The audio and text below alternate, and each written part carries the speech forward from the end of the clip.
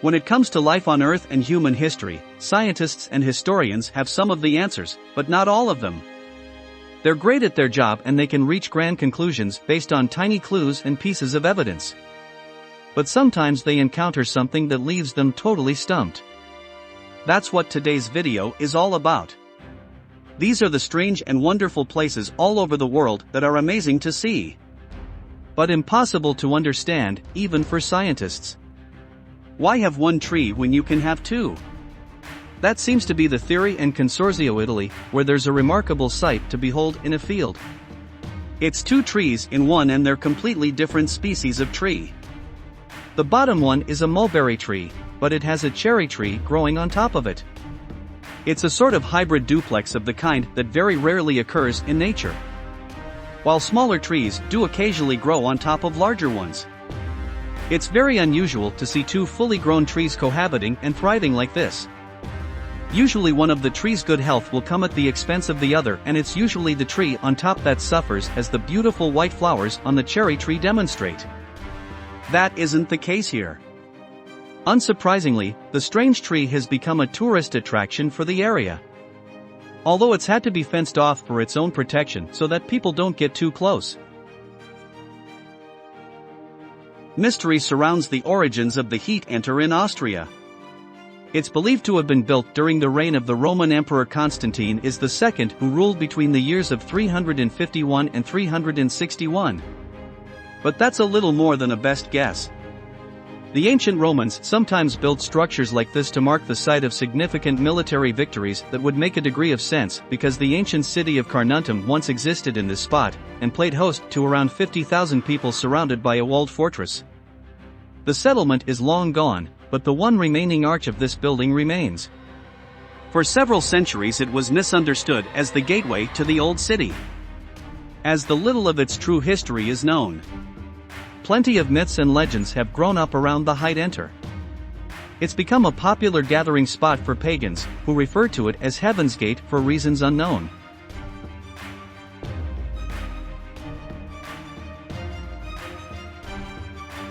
There's a clue in the name of inventing an island in Kenya that tells you a lot about how the Kenyans feel about it.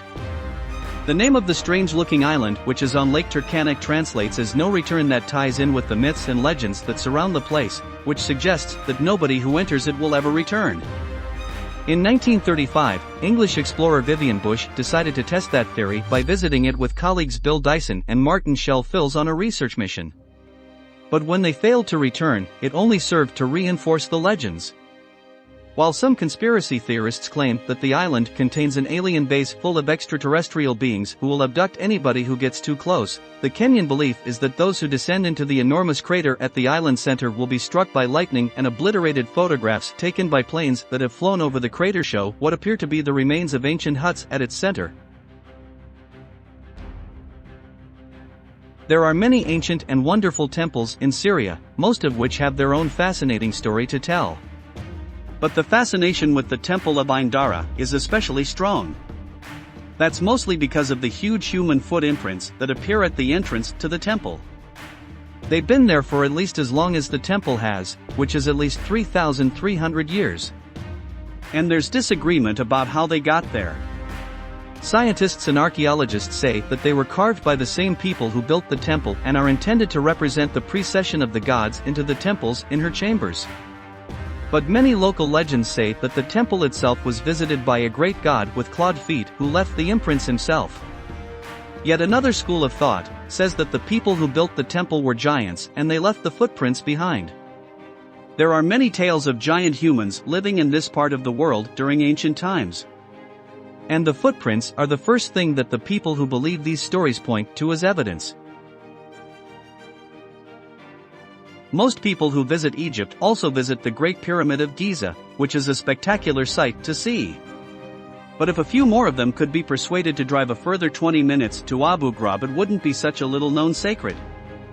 The old city contains a structure that is, or at least was, a sun temple, and was dedicated to the great god Rock. It was built somewhere around 2,400 years ago, and used to have a stepped pyramid of its own. From ancient Egyptian historical records, we know that there were once 6 sun temples in Abu Ghraib, but only to remain today. Their ruins today is the colossal stone obelisk that once marked the westernmost point of Abu Ghraib. The massive red granite blocks that are scattered across the area are a puzzle for archaeologists. They appear to have been precision engineered with polished surfaces and holes so smooth that they must surely have been made using advanced drilling technology. As if that weren't mysterious enough. There are also several square alabaster dishes that contain markings akin to the gears of an engine. Did the people who lived here have access to advanced technology?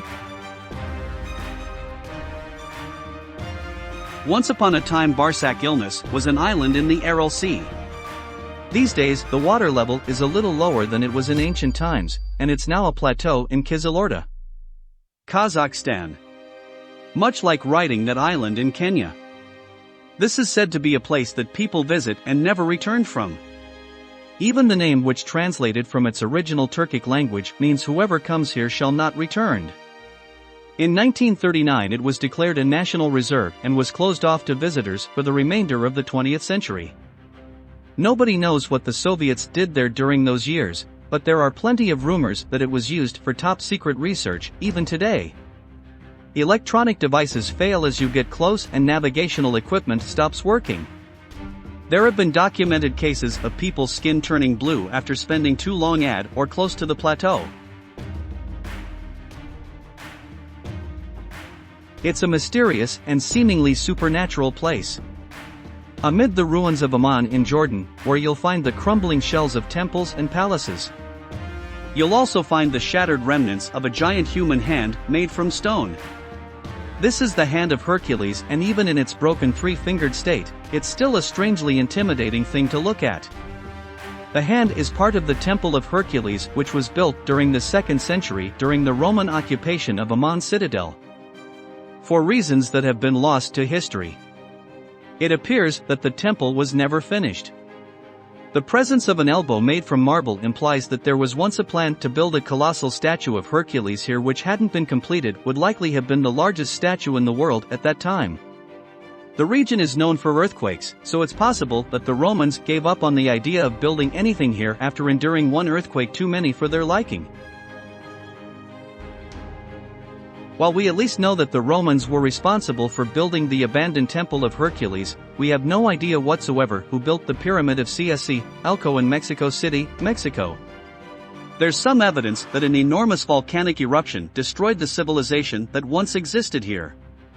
But aside from that, they left very little behind for us to remember them by other than their pyramid.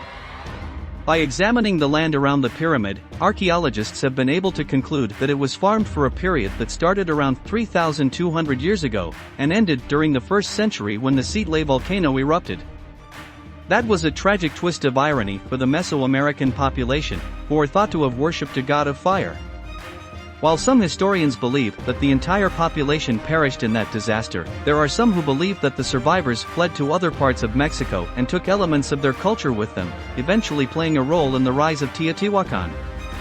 While there are no humans living here anymore, there's a thriving population of rattlesnakes and tarantulas, making it a somewhat hazardous place to visit.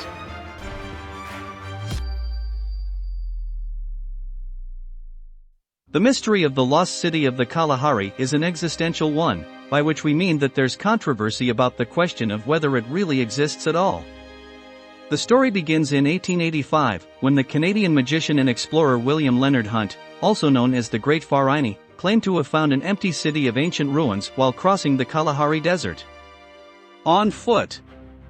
In his report to the Royal Geographic Society, he spoke of seeing half-buried ruins, shattered temples, burial grounds, collapsed walls, that prompted no less than 25 expeditions in the decades that followed, none of which found anything like what the Great Farini described. By 1964 a new idea had arisen. Ajay Clement theorized that the magician had been mistaken about the route he took through the desert and devised an alternative route that Hunt may have taken by accident. By following it, he found a series of colossal stone monoliths made of dolerite, a material that, as it erodes, can begin to resemble straight square blocks that resemble walls. Clement concluded that what Hunt actually saw was nothing more than a natural rock formation dating back 180 million years. But his explanation didn't satisfy everybody. There are still people searching for the last city of the Kalahari to this day. The Nazis built a lot of strange structures all over Europe over the course of the Second World War, and not all of them are understood.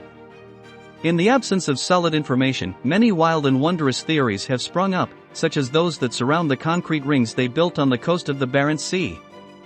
The fact that the Soviet military took ownership of them after the war and refused to let anyone else get close for several decades, did little to dispel the most extreme of those theories. To some, the Soviet interest in the site confirmed that these were places that the Germans conducted tests on anti-gravity devices and weapons of mass destruction. There's been some speculation that this is the place that the Nazis worked on a top-secret project known as Digoxin, or the Bell, other than knowing its shape. Nobody truly knows what digoxin was supposed to do, aside from the fact that it was a fearsome weapon.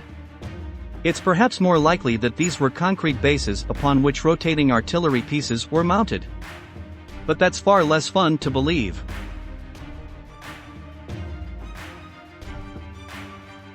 There are people who live in the town of Swinton in North Yorkshire, England, who believe that there's an ancient temple in their neighborhood. Looking at Swinton Druids, Tiempo, it's not hard to understand why. It certainly has the appearance of something ancient, and the words drew a temple to give a clue to its function. In reality, however, it was built a mere 2 centuries ago by an extremely eccentric landowner William Danby, who lived in Swinton during the 1820s, was a wealthy and generous man who was concerned about rising unemployment in his hometown. To help solve the problem, he paid dozens of locals to build the temple for him as an effigy to Stonehenge. Once that was done, he offered a huge financial reward to anyone capable of living as a hermit in the middle of it for 7 years. Someone managed to stay for 4.5 years. Nobody managed all 7, and William's reward was never claimed. Even though it's not really an ancient temple. Grungy Wapping Groton, Connecticut, USA, is the type of place that gives archaeologists and historians a headache.